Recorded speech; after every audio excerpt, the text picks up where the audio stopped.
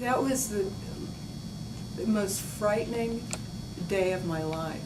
It was like getting a death sentence, and I just could not believe it. It was so frightening that I didn't sleep for 24 hours, and I just, didn't know what I was going to do because I thought that cancer was the end of the world.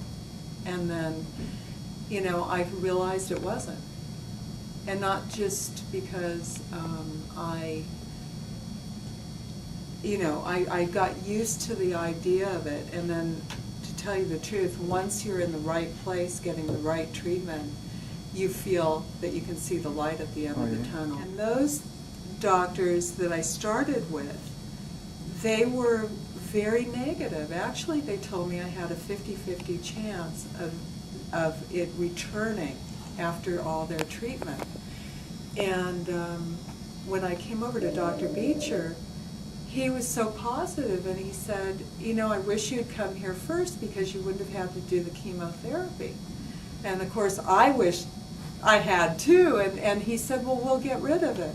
And I believed him, and the treatment made so much sense to me because when I was reading about Dr. Bicher's treatment in the Moss reports, it was explaining how it was low-dose radiation and hyperthermia, and it just made sense to me that those two treatments together would kill the cancer cells, and that I knew that so I had a good feeling it would work. And then when I met Dr. Bicher, he was so positive that it was just this like enlightening, like I know this is going to work, and I believed it, and it did.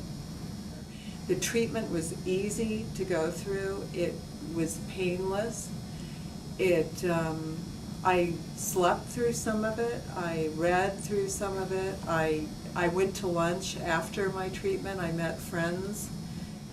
It's 8 years this past June that I've been cancer-free, that I finished my treatment at Valley Cancer Institute here.